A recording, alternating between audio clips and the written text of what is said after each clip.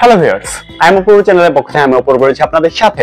আর আজকের ব্লগটা Indian visa সংক্রান্ত একটি ব্লগ এবং এটি খুব গুরুত্বপূর্ণ একটি ব্লগ। কারণ হচ্ছে আপনারা অনেকেই পাসপোর্ট দিচ্ছেন, মানে ভিসার জন্য পাসপোর্ট জমা দিচ্ছেন, কিন্তু পাসপোর্ট ফেরত পাচ্ছেন না বা ভিসার জন্য অনেক বেশি পরিমাণ দেরি হচ্ছে। আর কেন দেরি হচ্ছে সেই কারণগুলো আমরা সঠিকভাবে জানি না, আর কেন দেরি হচ্ছে সেই কারণগুলো নিয়ে আমাদের আজকের এই ভিডিও। এবং বেনাপোলের বর্ডারের বর্তমান অবস্থা এবং এই ভারতে বর্তমান টাকার যে অবস্থা সেটি, এবং এই গরমে ভারতের কোন অঞ্চলে গেলে সুবিধা হবে, কলকাতায় গরম কি ঢাকার চেয়ে বেশি কিনা নাকি, সেই সকল তথ্য নিয়ে থাকছে আমাদের আজকের ভিডিওটি।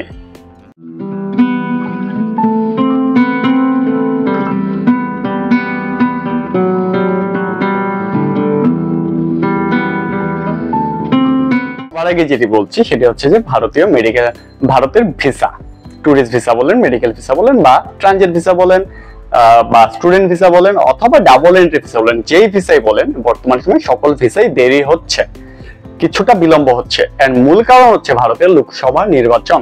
ভারতের লোকসভা নির্বাচন অনেকদিন যাবত চলছে, যার কারণে হচ্ছে ভারতের এই ভিসা সেন্টারের কার্যক্রমটা একটু স্লো হয়ে গিয়েছে, বা অনেক পরিমাণ ভিসা রিজেক্ট হচ্ছে। ওরা একটু যাচাই বাছাই করে ভিসা জমা দিচ্ছে, কারণ নির্বাচনের সময় একটু ভিসা নিয়ে একটু ঝামেলা হয়, সব জায়গাতেই হয়, ভারতেও হচ্ছে। এটার কারণে মূলত সমস্যা। প্রতিদিন প্রচুর পরিমাণে অ্যাপ্লিকেশন পড়ছে, প্রায় 4 থেকে 5,000 অ্যাপ্লিকেশন পড়ছে, যার জন্য পাসপোর্ট অনেক বেশি হওয়ার কারণে ভিসা কর্মকর্তাদের কাজ করার, মানে আইবেক কর্মকর্তাদের কাজ করাটা অনেক প্রবলেম হয়ে যাচ্ছে। এবং সাথে নির্বাচনের সমস্যা তো আছেই, যার জন্য হচ্ছে যে আপনাদের পাসপোর্ট ডেলিভারিটা দেরি হচ্ছে। দেখা যাচ্ছে যে আপনাদের ডেলিভারি ডেট হচ্ছে 14 তারিখ, আপনারা ডেলিভারি পাচ্ছেন 30 তারিখ। অনেকে দেখা যায় যে 1.5 মাস 2 মাসের ডেলিভারি পাচ্ছেন না। তো এটার জন্য মূলত এই প্রবলেমটা হচ্ছে। এর বাইরে আরেকটা জিনিস হচ্ছে, আমাদের ডকুমেন্ট, কাগজপত্র এগুলো যদি ঠিক না থাকে সেই ক্ষেত্রে আপনাদের ভিসাগুলো প্রসেসিং দেরি হচ্ছে। এখন অনেকে বলতে পারেন আমরা একসাথে 3টা ভিসা দিয়েছি, 2টা ভিসা হচ্ছে, একটা ভিসা কেন হলো না? আসলে একটা ভিসা যে কেন হলো না, বা একটা ভিসার মেসেজ যে কেন আসছে না, সেই বিষয়ে কোনো নিশ্চয়তা নেই, কেউ বলতে পারবে না। আবার অনেকে বলছেন যে গ্র্যান্টেড এন্ড প্রিন্টেড দেখাচ্ছে 7 দিন যাবত, কিন্তু আমার কাছে এখন পর্যন্ত কোনো ধরনের কোনো মেসেজ আসছে না, কোনো মেসেজই পাচ্ছি না, মেসেজ দেরি হচ্ছে বা মেসেজ আসছে না। আসলে কেন মেসেজ দেরি হচ্ছে সেটাও ওই যে একই কথা, আপডেট করার জন্য সময় লাগছে অনেক বেশি।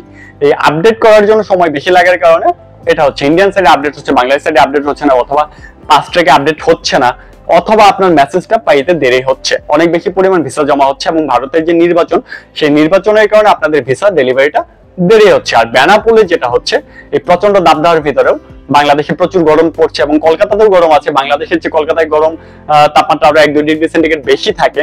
এবং এই যে আমি রাতের বেলা ভিডিও করছি, এখনো আমার ঢাকায় টেম্পারেচার অলমোস্ট 39। তো কলকাতাতে এখন 40, আমি একটু আগেই কথা বলেছিলাম, 40 প্লাস আছে।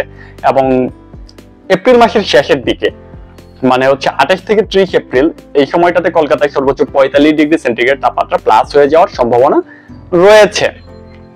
আর এই গরমের ভিতরেও বেনাপোল দিয়ে প্রতিদিন 3 থেকে 4,000 মানুষ পার হচ্ছে, এবং সকালবেলা যারা যাচ্ছেন তাদের জন্য 3 থেকে 4 ঘন্টা সময় লেগে যাচ্ছে ইমিগ্রেশনে। আর এটার জন্য আমি বলবো, যারা এই মুহূর্তে যাচ্ছেন, কলকাতায় যাচ্ছেন, বা ইন্ডিয়াতে গিয়ে কলকাতায় গিয়ে অন্য কোথাও যাবেন, তাদেরকে আমি বলবো বেনাপোল দুপুরের পর যাওয়ার জন্য। দুপুরের পর ইমিগ্রেশন অনেকটাই ফাঁকা থাকে এবং অনেক সহজে ইমিগ্রেশন করা যায়, সেই ক্ষেত্রে সবচাইতে ভালো এবং এটাই সবচাইতে বেস্ট অপশন। এছাড়া বর্তমান সময় আপনারা জানেন 4 মে থেকে ট্রেনের ভাড়াগুলো বেড়েছে। বেনাপোল এক্সপ্রেস আগে ঢাকা থেকে যেটা সুমন ছিল 480 টাকা, এখন সেটা 600 টাকা হয়েছে, এবং এসির ক্ষেত্রেও সেম 200-250 টাকা বেড়েছে।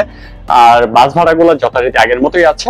বেনাপোল যাওয়ার জন্য ঢাকা থেকে সবচেয়ে ভালো বাস হচ্ছে সোয়াগের বাস। মালিবাগ কাউন্টার থেকে একটু আধা ঘন্টা পরপরই বেনাপোলের উদ্দেশ্যে বাস ছেড়ে যায়, সেই ক্ষেত্রে এটা একটা ভালো option. AC bus, normal economy AC bus এর ভাড়া পড়ছে 1000 টাকা, এবং বিজনেস ক্লাসের ভাড়া পড়ছে 1300 থেকে 1400 টাকা। আর টাকার রেট যদি আমি বলি, এই মুহূর্তে ভারতে বাংলা টাকার রেট 72 টাকা চলছে। জায়গা ভেদে 71 টাকা 50 পয়সা থেকে 72 টাকা 50 পয়সা পর্যন্ত পাওয়া যাচ্ছে।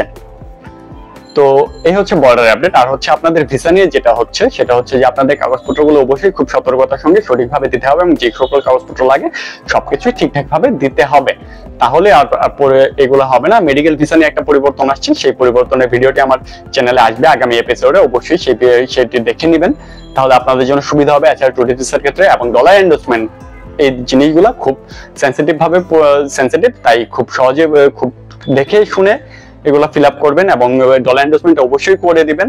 তারপর হচ্ছে ব্যাংক স্টেটমেন্ট অবশ্যই অরিজিনাল ডকুমেন্ট দিবেন, এনওসিটা অরিজিনাল দিবেন।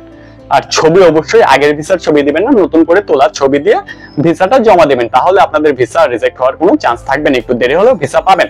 আবার অনেকেরই দেখা যায় যে আন্ডার প্রসেসিং আছে, এখন আপনারা বলেন যে আন্ডার প্রসেসিং এ আছে ভিসা কি কনফার্ম হবে? হ্যাঁ, আন্ডার প্রসেসিং এ থাকলেও ভিসা পাই। আমি গত মাসে আন্ডার প্রসেসিং এ থাকার পরে ভিসা পেয়েছি।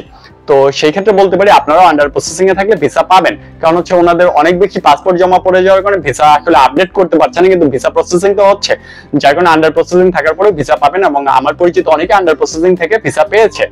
তো আন্ডার প্রসেসিং থাকা নিয়ে কোনো দুশ্চিন্তা নেই, এবং আন্ডার প্রসেসিং থাকলে কিভাবে ভিসা পাবেন সেই বিষয়ে একটি ভিডিও আমার চ্যানেলে অলরেডি আপলোড করা আছে, আপনারা সময় হলে সেটি দেখে নেবেন। তো এই ছিল ভারতীয় ভিসা নিয়ে, ভারতীয় ভিসা এবং বেনাপোল বর্ডার নিয়ে আমার কাছে আপডেট। পরবর্তী আপডেট পেলে অবশ্যই আমি আপনাদেরকে জানিয়ে দিব। সেই পর্যন্ত ভালো থাকুন, সুস্থ থাকুন, দেখা হচ্ছে নতুন ভিডিওতে। ধন্যবাদ।